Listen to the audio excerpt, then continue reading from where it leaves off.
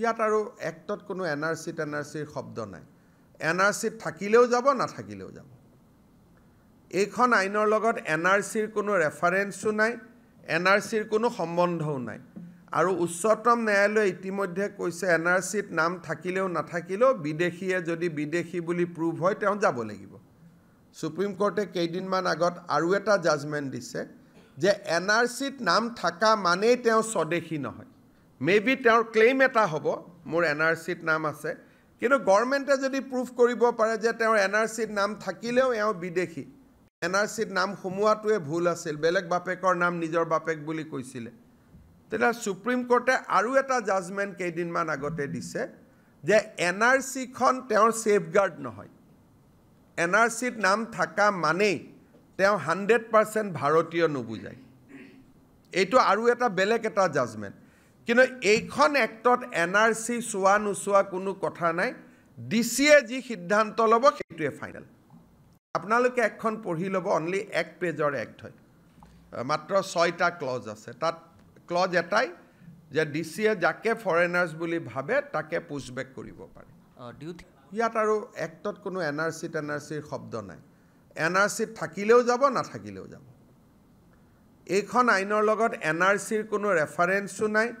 এনআৰচিৰ কোনো সম্বন্ধও নাই আৰু উচ্চতম ন্যায়ালয়ে ইতিমধ্যে কৈছে এনআৰচিত নাম থাকিলেও নাথাকিলেও বিদেশীয়ে যদি বিদেশী বুলি প্ৰুভ হয় তেওঁ যাব লাগিব সুপ্ৰিম কোৰ্টে কেইদিনমান আগত আৰু এটা জাজমেণ্ট দিছে যে এনআৰচিত নাম থাকা মানেই তেওঁ স্বদেশী নহয় মেবি তেওঁৰ ক্লেইম এটা হ'ব মোৰ এনআৰচিত নাম আছে কিন্তু গভৰ্ণমেণ্টে যদি প্ৰুভ কৰিব পাৰে যে তেওঁৰ এনআৰচিত নাম থাকিলেও এওঁ বিদেশী এনআৰচিত নাম সোমোৱাটোৱে ভুল আছিল বেলেগ বাপেকৰ নাম নিজৰ বাপেক বুলি কৈছিলে তেতিয়া সুপ্ৰিম কোৰ্টে আৰু এটা জাজমেণ্ট কেইদিনমান আগতে দিছে যে এনআৰচিখন তেওঁৰ ছেফগাৰ্ড নহয় এনআৰচিত নাম থাকা মানেই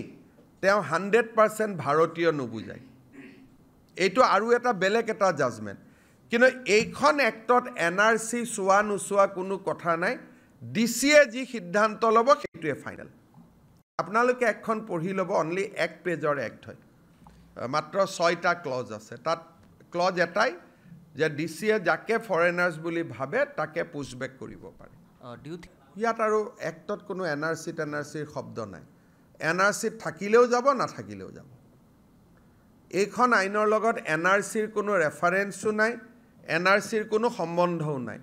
আৰু উচ্চতম ন্যায়ালয়ে ইতিমধ্যে কৈছে এনআৰচিত নাম থাকিলেও নাথাকিলেও বিদেশীয়ে যদি বিদেশী বুলি প্ৰুভ হয় তেওঁ যাব লাগিব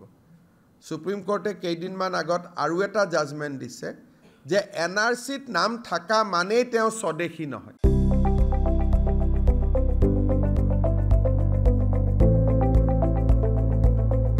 NB নিউজ